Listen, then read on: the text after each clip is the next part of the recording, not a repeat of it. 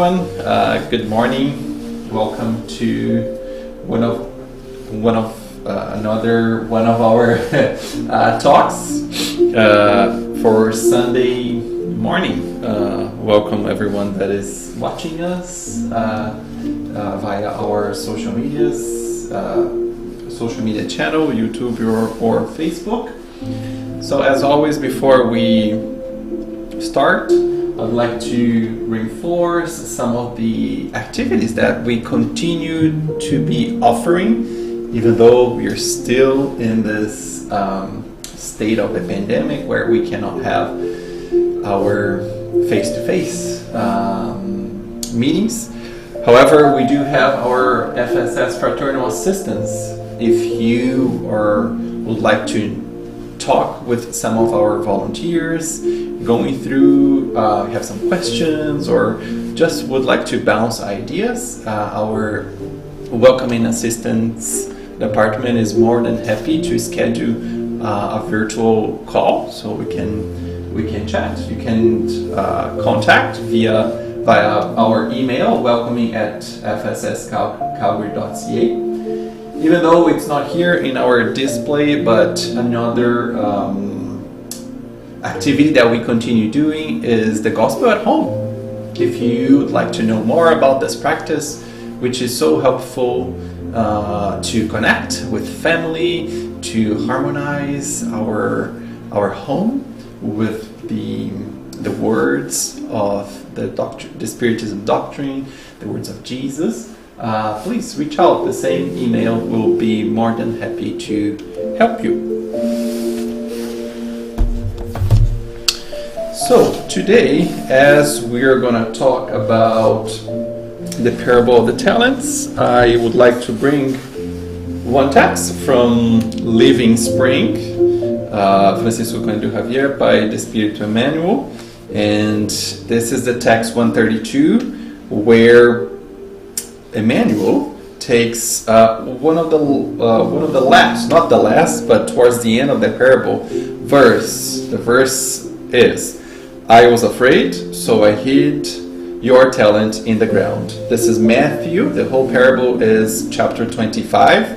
This is just versicle 25, but the whole parable goes from 14 to about 30.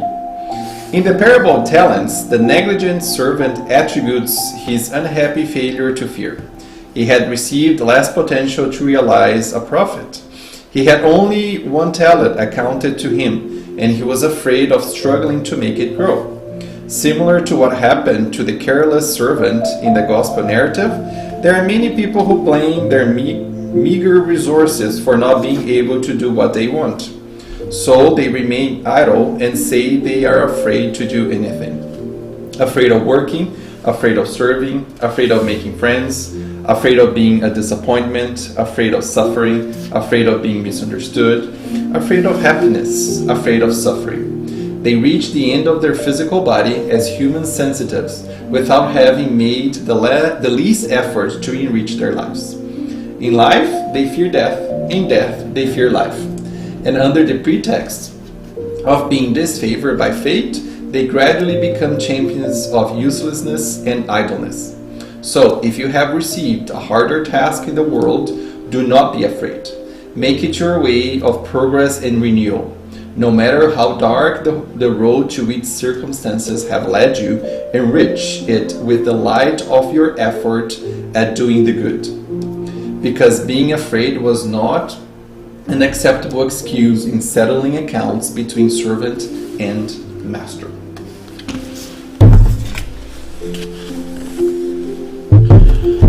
Okay, so let us pray. Let us raise our thoughts. Let us raise our energy to our Father God and to our Master and Brother Jesus, along with our guardian angels, along with the spiritual team, the superior spiritual team that helps all of our activities here at FSS. And first, as we have been guided, let's be grateful. Let's be grateful for one more opportunity that we have here this morning to reflect again upon Jesus' parables. Reflect again and learn a little bit more of what our Master, what our great teacher has taught us or has left in terms of teaching, so we can use it in our daily lives. Maybe we might not be able to do everything, but we are invited to start as small as possible. Start putting some efforts in our own transformation, in our own renewal, guided by the divine laws that God mercifully has given us as a guidance, as a North Star, so we can reach our desired goals, so we can reach the possible happiness that is possible for us here on this earth. Be grateful for this second home of love, which is FSS. Even though we are a little bit apart as we go through this pandemic, this big teaching of this world, let's be grateful for the time we can spend a little bit together, reflecting, absorbing, thinking about Jesus' teachings. Let's ask that we have one more blessed Sunday morning, one more enlightened morning where we can think about our fears, think about our choices, think about how we react when we are faced with some of our frustrations, and think about how and what are we doing in our investments in ourselves, not in ourselves as a human being, but in our immortal spirit. May God, may Jesus, and may our guardian angels guide us in this morning. So be it.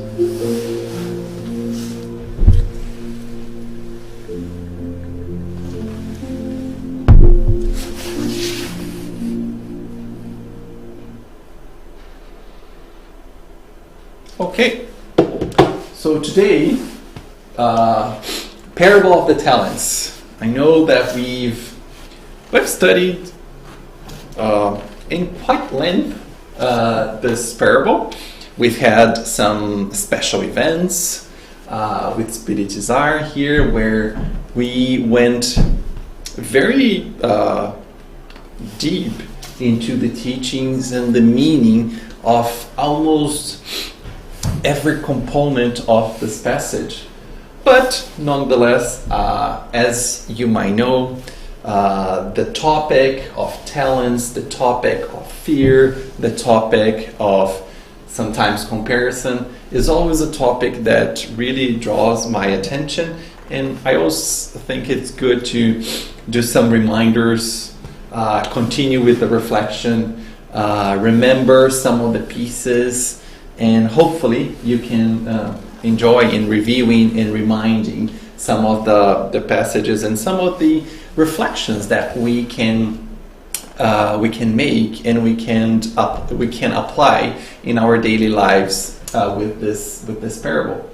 So the question is, what have what have you, I, and all of us been doing to multiply and not hide our own talents?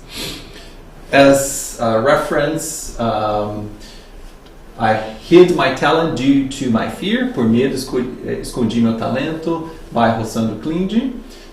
Spiritual healing to fear, phobias, and panic. A cura espiritual do medo, das fobias e do pânico, from Alírio.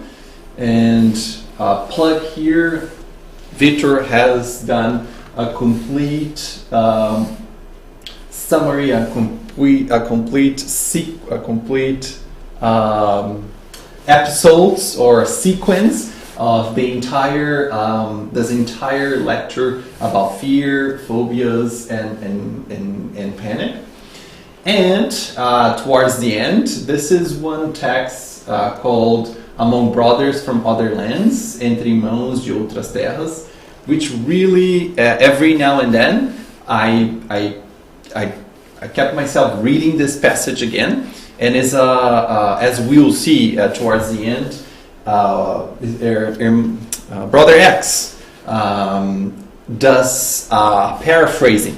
He takes the parable of talents and compare with the Spiritism knowledge that has been given to all of us, and compare that with some of other talents that we might received, and how does that and what is kind of the invitation, the teachings for us that have access, and for all of us that have access to the Spiritism teachings. It's a beautiful, I recommend if you want to read, especially for us that we are here outside of Brazil. This book is a compilation of several texts from that Chico Xavier with Valdo Vieira, when they were in a tour, I think between the US and England, if I'm not wrong, because this text has the place as London. So it's a very interesting book or collection of texts that help us in this journey of learning, or of promoting, or helping disseminate the Spiritism doctrine as this big light, or this big tool that we have to help us understand all the Jesus teachings, and understand our role as an immortal spirit here on earth. Some of the initial reflections. What is my stance when facing challenges of my life, or in my life, better? Do I usually compare myself with other people? Or do I try to avoid decisions that may cause frustration? And those are three questions that it's always in the back of my mind, or not only the back, it's in the front of my mind.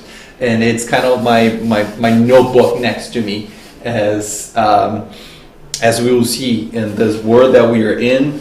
There are daily invitations for us to overcome challenges, to celebrate challenges that we overcome, to really take us as an immortal spirit front and center, not in a selfish way, but taking a look inside us, inner us, in that self-encounter, so we are able to uncover some of the areas that we need to work on, and then we are better prepared to help our neighbors. And that does not say that we just need to forget about helping others and just working on us. That always work in sequence as we evolve, as we celebrate our accomplishments, the things that we are able to resignify, or we able to understand more. As we are in that journey is along with our neighbors, with our friends, with our family, and all the other mortal spirits that are in our path, not by chance, but because we know there is a reason. There is a reason for them, and there is a reason for all of us to be together. But the parable of talents, as I mentioned, it's in Matthew. It goes from, it is in chapter 25, and it goes from versicles 14 to about 30. And just as I won't read the entire parable, but as a summary, this is when there is a lord, there is a master that goes out of their land, and he calls 3 servants. And he gave those servants, one servant he gave 5 talents, another servant he gave 2 talents, and the third servant he gave 1 talent. So the Lord goes out, does what, and then the Lord comes back and start calling, bring the first servant that had 5 talents. And the first servant came and said, I had 5 talents, and I was able to multiply into 10. I had 2, and I was able to multiply to 4. And then I had 1, and the one that had, and the last servant, that had 1, and that I put here kind of the essence, and that's why I decided to read that passage from Living Spring. When the Lord asked to the last servant to take into account, what have you done with your own talent? That servant said, so I was afraid, and I went and hid your talent in the ground. Here you have what is yours. So in contrary to what happened to the first and second servant, where God said, good, kind of a good job, just using my own words, not the Lord's word at that point. But the first 2 servants were kind of, okay, move aside. And here you go. You were able to accomplish what I was expecting from you. However, the last servant did not receive that the same outcome from the Lord, because the Lord was not. The Lord had to educate that servant, saying, "But you didn't take advantage of that talent. You were so afraid, so now you will not be able to move along as the other 2." And then this is kind of the whole CERN, or the key core concept that I would like to explore today, is that behavior. It's that stance that last servant took, and some of the, I'm not saying punishment, is just the consequences when we adopt certain behaviors. The behaviors of the first 2 servants and the behavior of the last one. And we know that all Jesus' parables have a great goal, not to say, you shall do this, otherwise this will happen. The whole goal is to reach our psyche, it's our minds, it's our soul. So we are invited to make a reflection of how are we feeling as humans. As you can see here, there's a lot of, it's very symbolic, right? And there is a lot of layers of interpretation. Here, we're just focusing in one, right? And as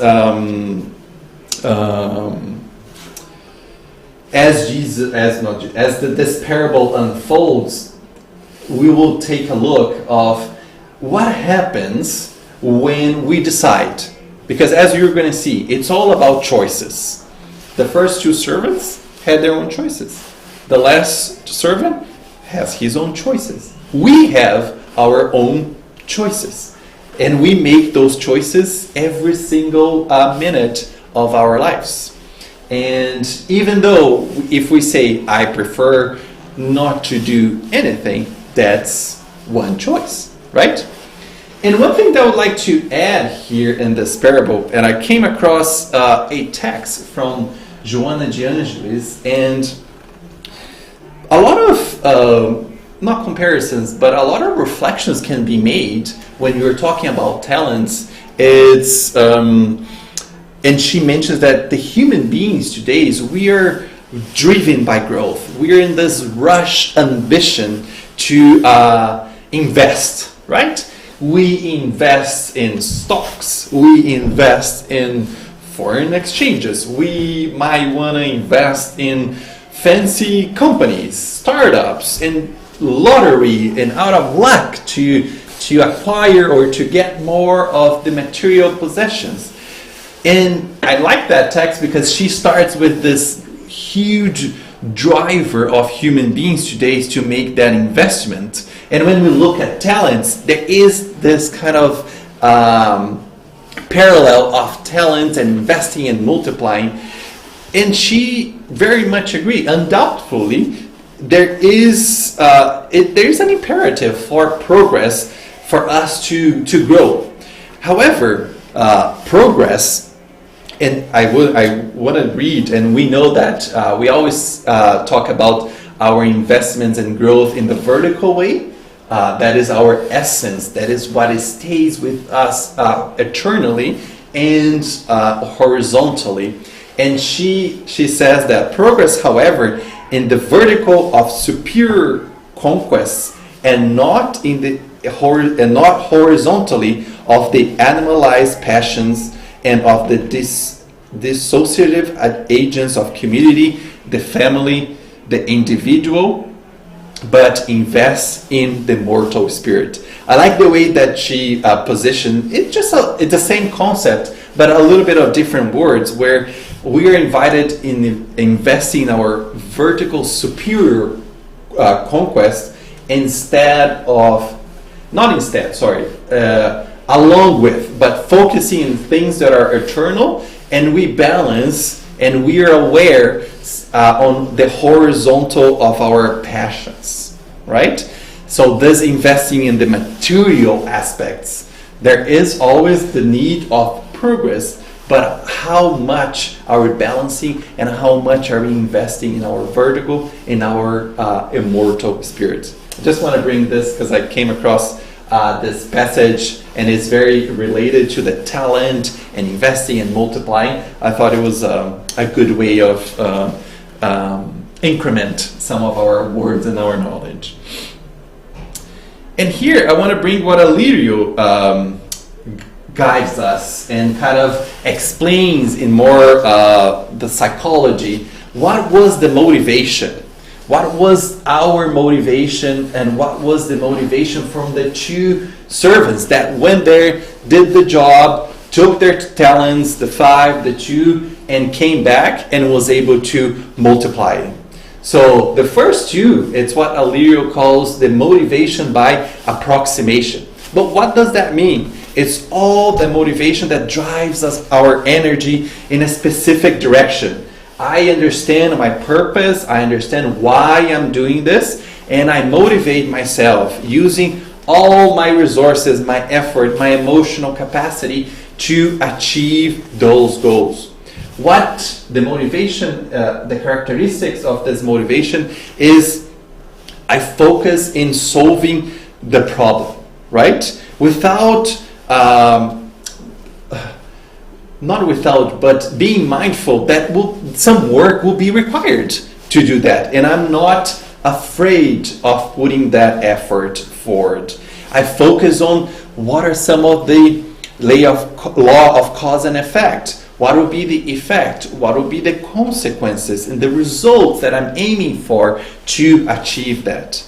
Whereas, in contrast, the motivation by separation is I want to separate myself from the problem. I focus too much on the problem. It's important to know what is the problem so I know what exactly I'm doing. It's kind of that self-knowledge. I identify myself, like I'm having a hard time dealing with my fears, my fear of so many things that can kind of prohibit me to move forward. However, the separation just made me stand still and think that I'm not capable of doing it.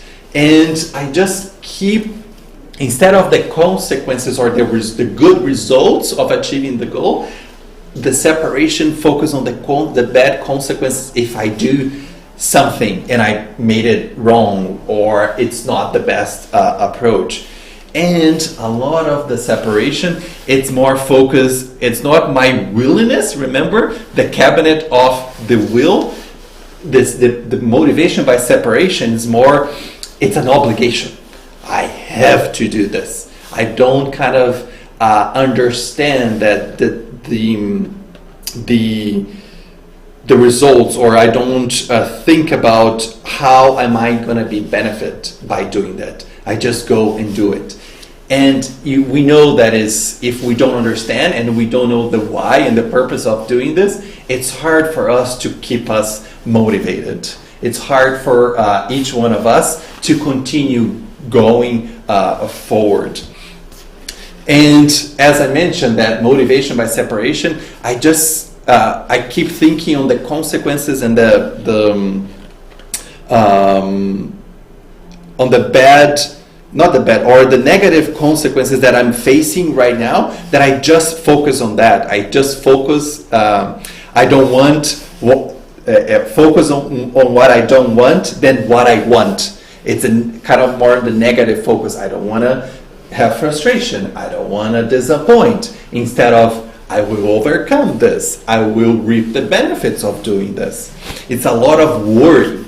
We keep kind of talking within ourselves, and we don't take that first step of acting, of doing that.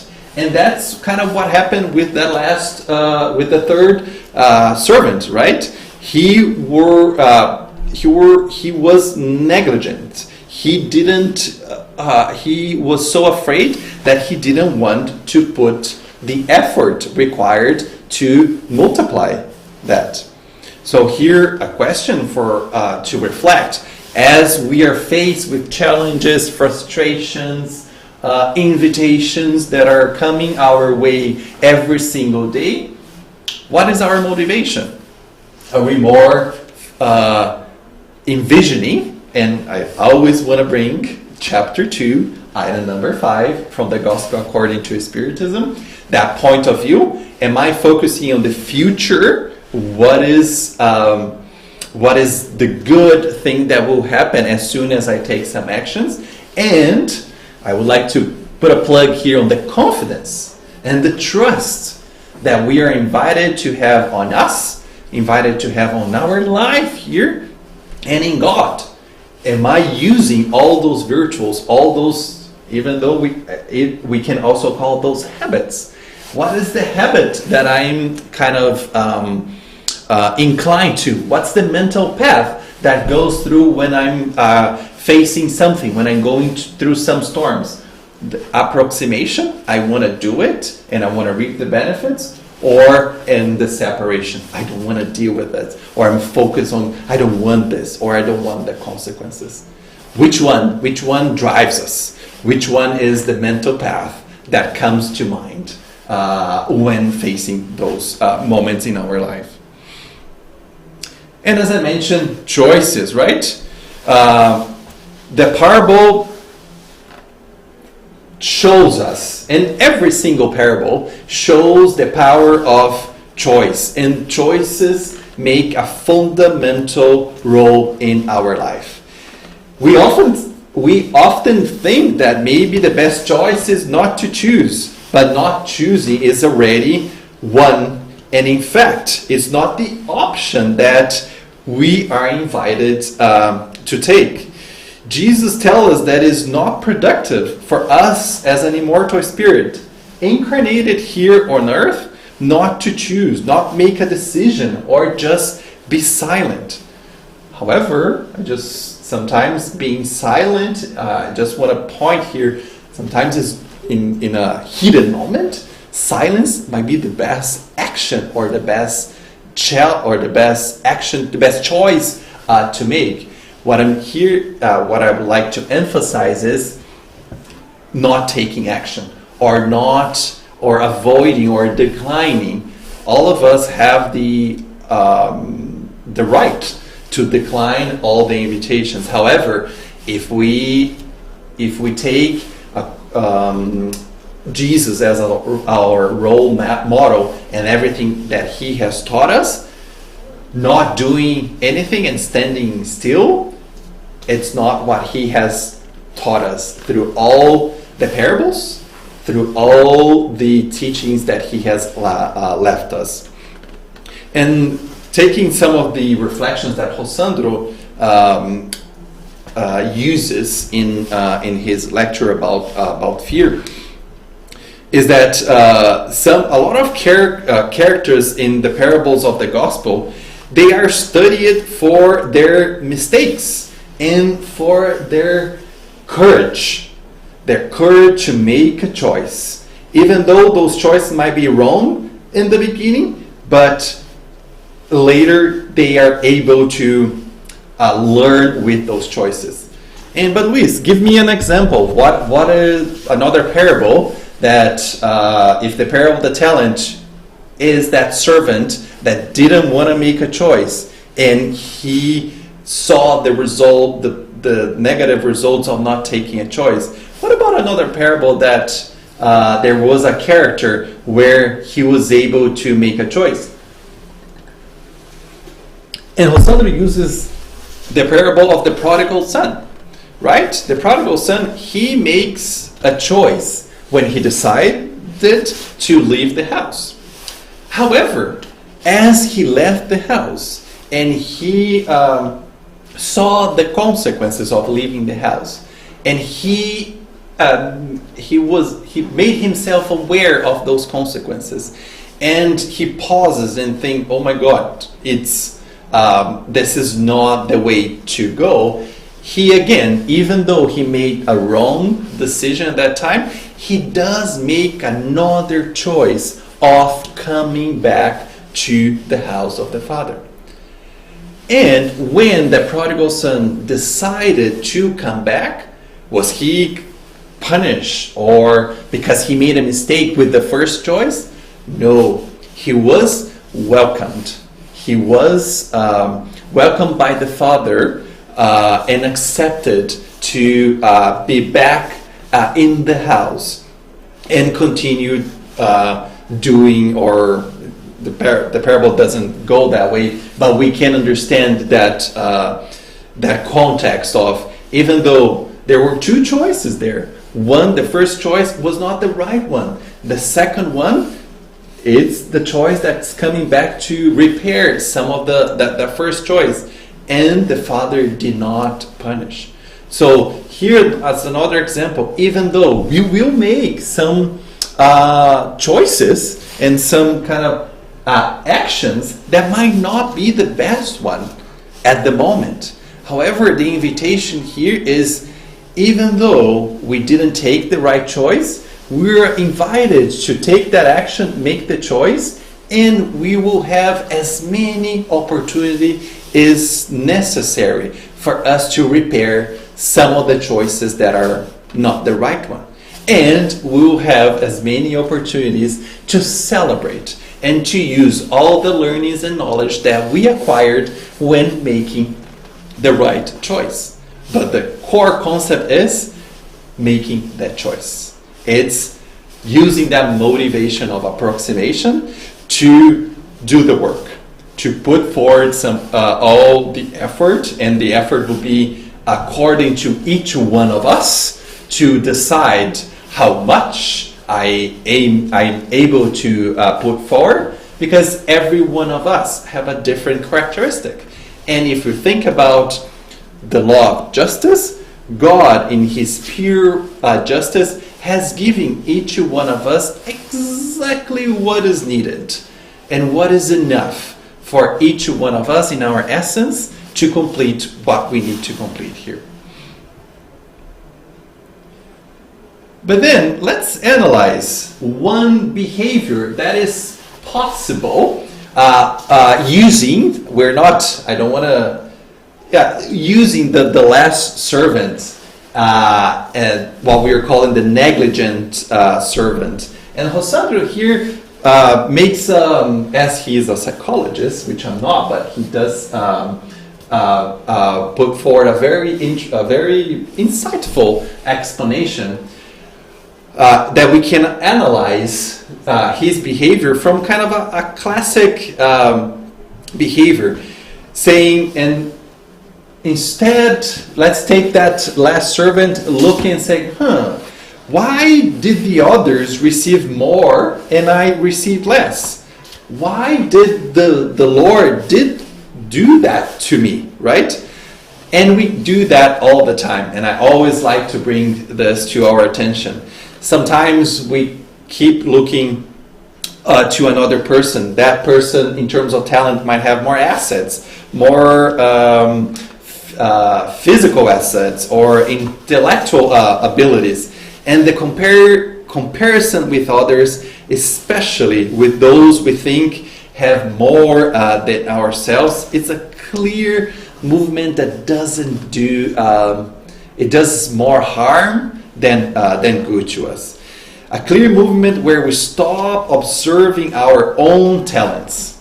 You see, we shift the focus. Instead of looking and nurturing all that essence and making it grow, everything that I have, I'm wasting my time and wasting my effort observing the other ones. And I forgot to multiply what I have and what God has given me. And we know that sometimes, in some instances, we start blaming. We blame, oh my God, my parents didn't do this for me, or the government does not help me that way. But that movement would still, in that separation, keep reinforcing what I don't want, what went wrong. Instead of, I'm doing something to with everything, with the things or the means that I have to do something in my own situation. So the servant, in that case, instead of focusing on the very existence of that resource, that talent within himself, he decided to kind of hid and decided not to do anything, right? And the potential, as I mentioned, is within us. And one thing that might, with this comparison, but why did the Lord give 5 and I had 1? So the 5 multiplied by 10, and how am I going to be able to multiply by 10, right? So the Lord never said you have to reach that certain goal. Each one decided what was the best goal for them. So for me, maybe it's doing X, Y, Z. And for my neighbor, for my relative, or anyone else, it's ABC, X, Y, Z. So everyone has their own final destination, and not only their final destination, but the journey to progress. It wouldn't be just if God said everybody here would need to bring me 10 or 15 or 10 or 12, whatever number. He never mentioned that. So it's another indication every one of us will have a different end result and a different journey. And that's all good. And that's all in the justice and the law of mercy of God. And any talent can be multiplied, right? It doesn't matter what we have. However, if we look at the talents of others instead of us looking at our own multiplication, that comparison, there is another characteristic that I would like to bring, that makes us feel inferior, diminished, and we might even question: does God love me? Why did I only have 1 or 2, and my neighbor had 5 or 7? So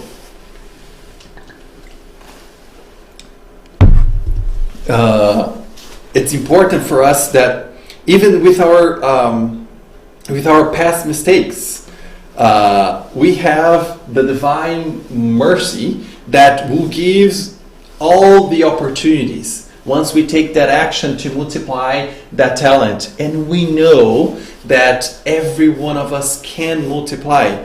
So the divine mercy, and if we take some wrong actions and multiplying it, as I mentioned, the divine mercy will give us every single opportunity, and as many opportunity is necessary to correct. And if we're able to multiply a little at the beginning because of maybe a wrong action, we'll have as many opportunities to multiply more, and multiply more. It's up to us to have that courage, have that faith, that trust, and that confidence that whatever we have within us, we will be able to make the best use of it. And again, to emphasize, God has given us everything that is required for us to go through our journey here. And sometimes I say, oh my God, but I'm not rushed. I need to multiply everything in this life. We know that the multiplication, remember when I mentioned about the habits, the same as the habits, sometimes that multiplication will happen, it's currently happening now in this incarnation, but might have started in a previous life, a previous incarnation. Because now I am Luis, but I am a immortal spirit. And the journey of multiplication of those talents might occur a little bit now. I might take I don't want to say a detour. Detour do not exist, but I might have some wrong decisions, and I might stall a little bit, or I thought I would be able to advance one or two, but I was only able to advance one, and there will be another life, another opportunity for us to continue that multiplication. So it goes beyond that current state that we are now as incarnated on this earth. And as I talked about fear, Victor talked about fear, there's another analysis that we can take, right? So the first one, I just comparing, and instead of doing my own work, I'm just worried with my neighbors and kind of complaining about the injustice of me not having what he or she had. So another way of looking at it is taking from the other side, and I'm not comparing. Okay, I'm okay, I just got one. However, because I'm so fearful of this situation, even though I'm not comparing, but I'm looking that my neighbor have 5, and if I work on a situation, okay, my neighbor might bet something or might try to do something, he had 5, something might happen, he or she will still have 4 or 3. The one that had 2, that one might take some actions here and there, something might go wrong, and he might lose 1, but he will still have 1. However, I only have 1. If I do something, I can come back 0, or I can come back negative. So, and I might say, what's going to happen? What will I face when the Lord or the Master comes back? Because I have a little room to navigate whatever I need to navigate, because I only have 1. So that's kind of why that servant decided to be negligent, because of the fear, right? The fear of losing, or the fear of what is the punishment? How would the master deal with me? And however, if we think about that master and the figure of that master of being the Lord, of being God, and if we go to the characteristics of God, that God is pure love, that God is perfection, that God is sovereign, good, and justice. Is that the God, and is that the action or the behavior that I will face from God? And we know that it's not, right? God, we are all servants of God, and God treats us all like children of His. And if we just put a parallel, it's a very simple and not the best, but the way that we treat our children, for everyone that has children, the children we teach, the children as he or she is learning to walk, it will fall. But we'll be there and hold and continue teaching, supporting, to continue learning how to continue learning that skill. So there's never a punishment. So if you really internalize that, there's never a punishment. We will just collect some of the results of the actions that we just took. And if those results are not the best one, let's learn with those results, saying, okay, if I did A and the result was B and it's not the one that I'm looking for, let's do C and see if we get result D or E or F, whatever, just to illustrate. But that fear that how am I going to be punished, judged, it's a fear that we can, and I know that that's not something that will go overnight, in a week, in a month. It takes practice, and I'm in this journey, but it's important that we always remember and start of murmuring and start of just thinking about the negative consequences, taking that action. And here is what Victor for sure mentioned, and I mentioned in this the realm of fear, or the topic of fear, is how do we deal with our frustrations, right? A lot of times we decided not to take some actions because I might be frustrated and I don't want to have frustrations whatsoever in this life. And we know that in the world that we're living in, frustration is something that is it's just a mechanism, right? It's just a mechanism for us to learn. And we know that as the leader mentioned, the frustration is an egoic movement of the spirit linking to an expectation. I expect perfectionism. I don't want to have any mistakes. I don't want to have any rejections. I don't want to failure. I don't want to see what others will think about me. And then when I do something, was not the wrong, I frustrated. So I try to avoid that frustration. But we know that is a big challenge. And we know that not even Jesus Christ was able to be accepted by everyone. So for us, it's an important reflection. There will be some frustrations, but let's be prepared and deal with that frustration as a mechanism of learning.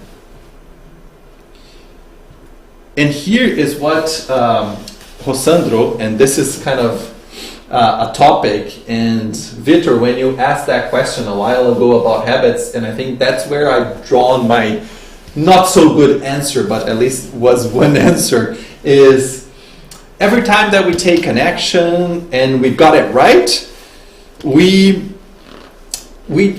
just don't think about it, right? We just keep going. Yeah, good. We won. We did what we were supposed to do. The results are good. However, we don't kind of analyze, what have I done? If I did that and that was a good result, what were the steps? What were the choices?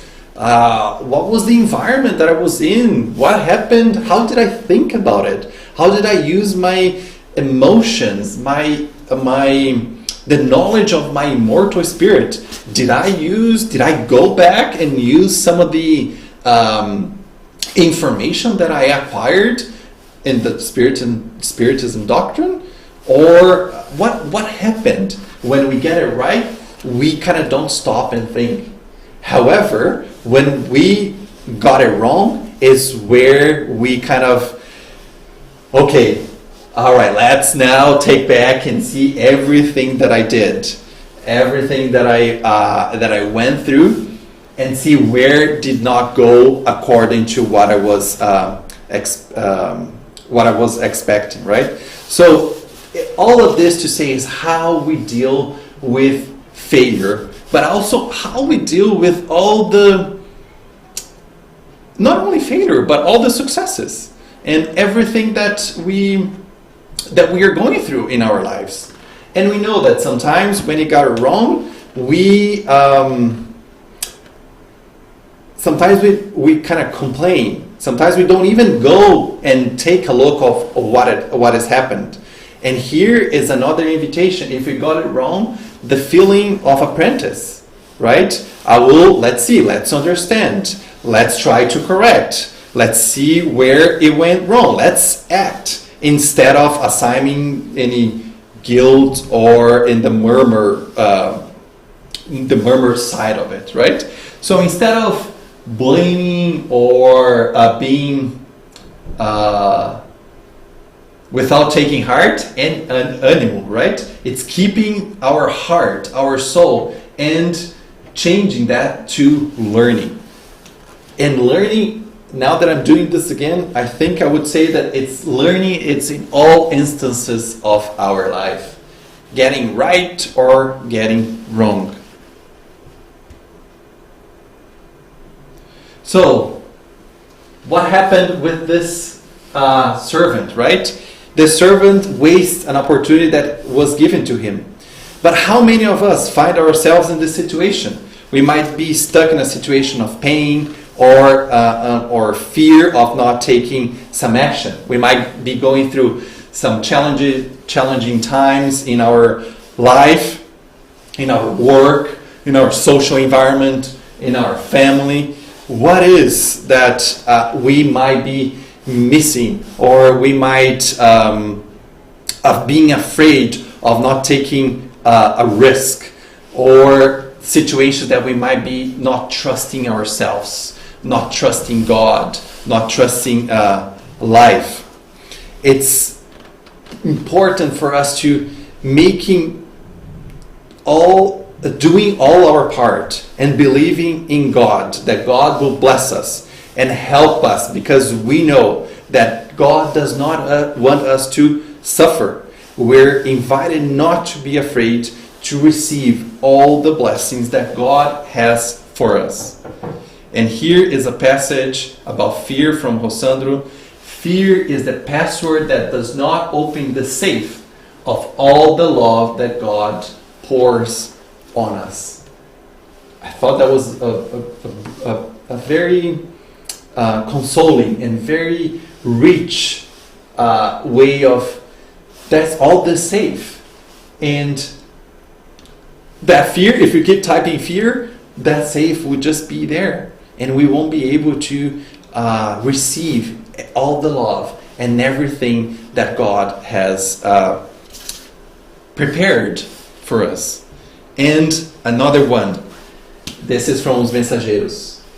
Sometimes it's like, oh, I did everything that I could, but there is nothing I can do. I've done it. And here the message, this passage, anyone who operates and cooperates with the Spirit turned to God can always hope for the best. It is not a promise of friendship, it is the law. Paul says, all things work together for good for those who love God. When we think that we did everything, this heavy burden, rest assured that our spiritual guides and all the mechanisms that God has given us will be there to help us in the moment of the challenges. The invitation for us to trust. I'm late. I'm just going to jump into this. So I like to bring this paraphrasing of the parable of the talents. So this was a passage from Brother X in that book, Brothers Among Different Lands, if that's the right translation. So here, Brother X did this paraphrasing where for one servant, for the first servant he gave money, power, comfort, skill, and prestige. So this makes more tangible. For the second servant, he gave intelligence and authority. And the third servant, he gave the spiritism and knowledge. So what happened? What happened when that Lord went away and come back and asked for the first, second, and third? So let's read, because I think it's a pretty important passage for us in the Spiritism doctrine.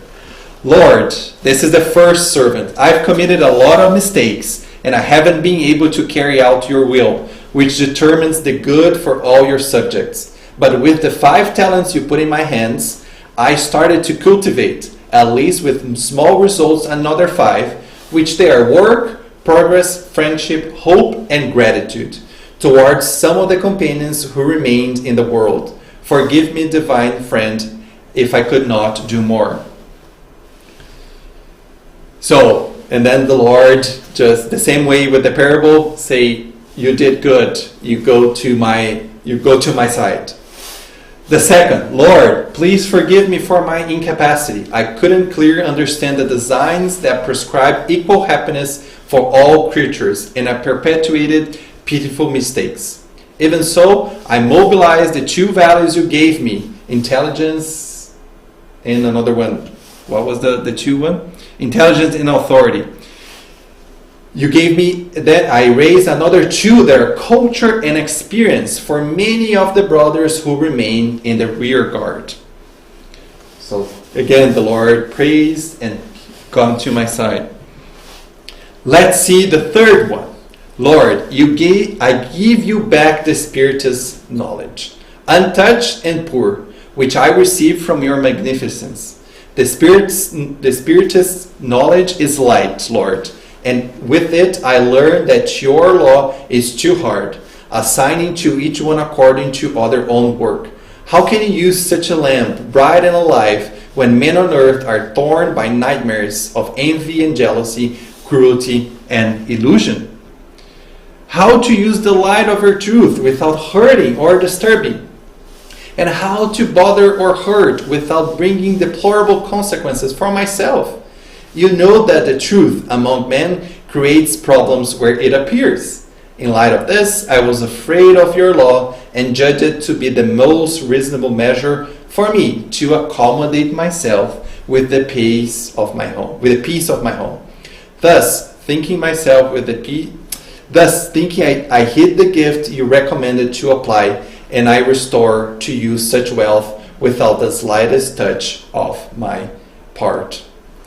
So here the Lord, kind of the same way that the Lord reacted to the third servant, he said he did not approve that attitude, right? And the servant cried, careless, and asking, where is the equity? You gave compassion, money, power, comfort, skill, prestige, intelligence, authority, and all to the others, and you gave me only the Spiritist knowledge. How would you make me fall on my weight of your own severity? And the Lord said, you are aware that I have attributed the light of truth to you as the greatest good of all. If both your companions didn't get everything right, it's because they lacked the discernment you could have given them through correcting, by loving and working, by instructing. Hiding the wealth I lent you, you were not only lost for the fear of suffering and helping, as you have also harmed the deficient work of your brother, whose days in the world would have reached a greater yield in the eternal good, if they had received this share of love and service, humility and patience that you denied them. So here, the Lord and the Spirit, Brother Acts advises that the Lord's advisor led the disloyal servant into the shadows of the new beginning, clarifying to him, and this is an important part, that the law is that the law really is a discipline of mercy and justice, but with a difference. For those ignorant of duty, they don't know, justice arrives by mercy. But for creatures aware of their obligation, mercy arrives through the prison of justice. So, I think let's think about our journey and not punishing ourselves if we can do everything at this point. But we need to rest assured that we're doing our own part. And we start acting. If we fall, we get up. And we believe in the trust, and we trust God, and we trust our essence that we'll have all those teaching opportunities, as many as we need because we know that the God and Jesus love us, and we can ask through our guardian angels and through our prayers to all the help that is required for us to navigate our own journey. That's it.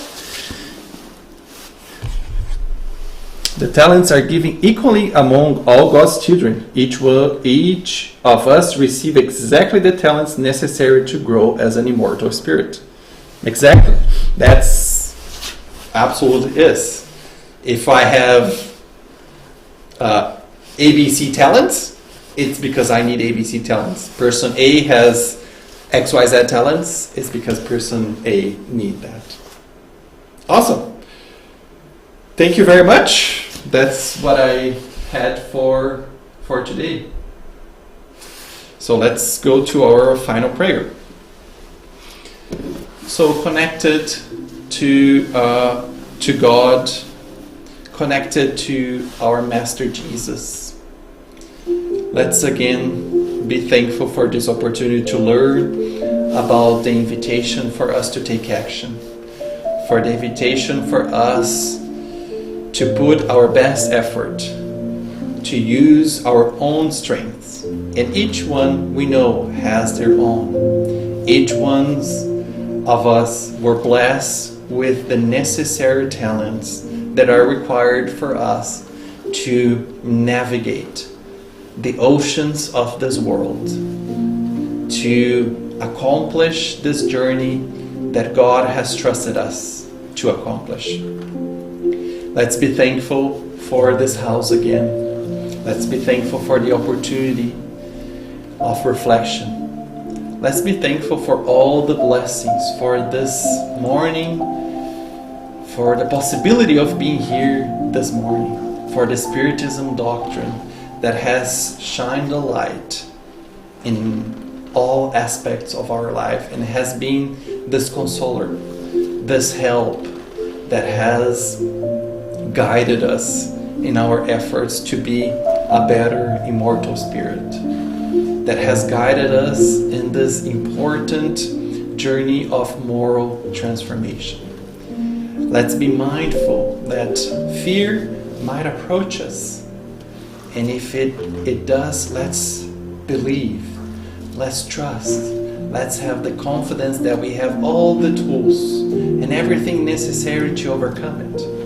And once we do all our part, let's believe that our guardian angels, the spiritual team, God with His mercy, will be able to give us and help us in every need that we have. Let's ask for a blessed Sunday. Let's ask for a blessed, serene, and enlightening week. And tomorrow we'll be here again. Continue this journey of learning. So be it.